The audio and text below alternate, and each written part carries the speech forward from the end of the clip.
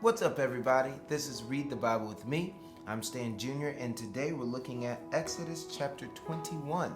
Now, today I want to set it up a little bit more so we can understand the context of what's going on. So, this is the chapter about the slave laws in the Israelites' culture. I want to be very clear that these laws are not for today, and that these laws were not just sanctioned by God and how do I put it? They weren't approved by God. They were just something put in place because He knows the wickedness of man's heart. So they put something in place because we understand that God only gave men and women dominion over the earth, not over each other. So anyone that's enslaving someone, eventually that enslaved person will rise up and be free from it because they don't have the power to keep them there, because God never gave man dominion over women, or women dominion over man, or man dominion over man, or women dominion over women. He gave us dominion over creatures on the earth, not each other. So when you see something like this, what we're going to talk about, these slave laws, you have to understand the context that this is the culture of the society that they were living in. And these slaves are not the American kind of slaves. And you'll see as we read the difference. All right. Thank you to all my patrons. I'm so thankful for you guys helping me put all this together and help me my studio set up, and just your monthly gift, I really appreciate it. Now, if you like the content I produce, go ahead and click the like button and click the subscribe button as well. Let's get started reading. Verse 21 says, "Now these are the rules that you shall set before them. When you buy a Hebrew slave or a servant or someone that is lower in the economic scale, range of economic roles, so it's a lot into that word slave, but he shall serve 6 years, and then in the 7th year he shall go free." So we know that's the first differentiation between the American slavery that we've experienced, my ancestors experienced, and then this Israelite and Hebrew experience of slavery. They're free in 7 years.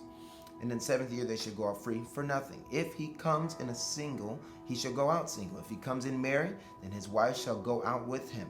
If his master gives him a wife, and she bears him sons or daughters, the wife and her children shall be her master's, and he shall go out alone. But if the slave plainly says, "I love my master, my wife and my children will not go out free," then his master shall bring him to God, and he shall bring him to the door of the doorpost, and his master shall bore his ear through with an awl, and he shall be his slave forever. When a man sells his daughter as a slave, she shall not go out as a male's slaves do. If she does not please her master, who has designated her for himself, designated for her for himself,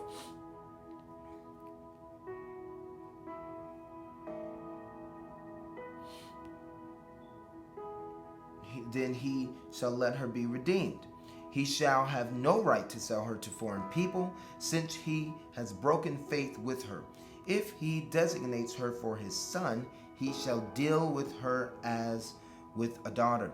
If he takes another wife to himself, he shall not diminish her food, her clothing, or her material rights. And if he does not do these 3 things for her, she shall go out for nothing, without payment of money. Whoever strikes a man so that he dies shall be put to death. But if he did not lie in wait for him, but God let him fall into his hand, then I will appoint for you a place to which he may flee. But if a man willfully attacks another to kill him by cunning, you shall take him from my altar, that he may die. Whoever strikes his father or his mother shall be put to death. Whoever steals a man and sells him, and anyone found in possession with him, he shall be put to death. Whoever curses his father or his mother shall be put to death. When men quarrel, and one strikes the other with a stone or with his fist, and the man does not die but takes his bed, then if the man rises again and walks outdoors with his staff, he who struck him shall be clear. Only he shall pay for the loss of his time, and shall have him thoroughly healed. When a man strikes his slave, male or female, with a rod, and the slave dies under his hand, he shall be avenged. But if the slave survives a day or two, he is not to be avenged, for the slave is his money. When men strive together and hit a pregnant woman, so that her children come out, but there is no harm, the one who hit her shall surely be fined, as the woman's husband shall impose on him, and he shall pay as the judges determine. But if there is harm, then you shall pay life for life, eye for eye, tooth for tooth, hand for hand, foot for foot, burn for burn, wound for wound, and stripe for stripe. When a man strikes an eye of a slave, the male or female, and destroys it, he shall let the slave go free because of his eye. If he knocks out the tooth of a slave, male or female, he shall let the slave go free because of his tooth. When an ox gores a man or a woman to death, the ox shall be stoned, and the flesh shall not be eaten.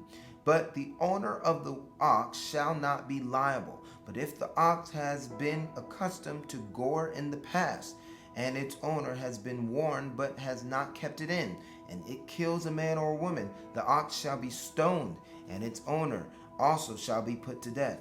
If a ransom is imposed on him, then he shall give for the redemption of his life whatever is imposed on him. If it gores a man's son or daughter, he shall be dealt with according to the same rule. If the ox gores a slave, male or female, the owner shall give to their master 30 shekels of silver, and the ox shall be stoned. 33. When a man opens a pit, or when a man digs a pit and does not cover it, and an ox or a donkey falls into it, the owner of the pit shall make restoration. He shall give money to its owner, and the dead beast shall be his. When one man's ox butts another so that it dies, then they shall sell the live ox and share its price, and the dead beast also they shall share.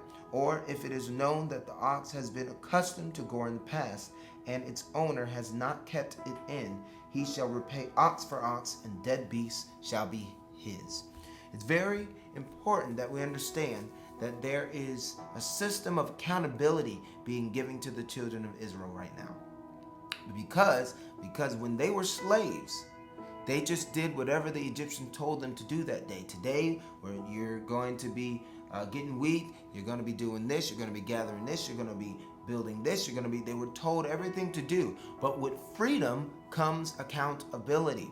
And so many people want to be free. They want to be free. Well, there's going to be accountability with your freedom. If you're talking about being free from something, you have to be accountable. Think of it like this. Everybody that wants financial freedom, meaning they don't want to be drowning in debt and things like that, they have to have financial discipline in order to be financially free. So it's a way of looking at it to understand that if you want to truly be free from whatever you're dealing with, you must know that accountability is necessary for you to stay free. Have somebody to be accountable to. So when you get delivered from whatever you're dealing with, you have your freedom, and you'll keep your freedom because you're surrounding yourself with people that will hold you accountable. And that was Exodus chapter 21. God is holding them accountable. They are free now, but there is accountability that is coming in. So let's, I always used to in my lives I would pray, but I want to just thank you all for reading with me. And next time you read with me, we'll be reading chapter 22 of the book of Exodus. God bless you, and thank you for watching. See you next time. Peace.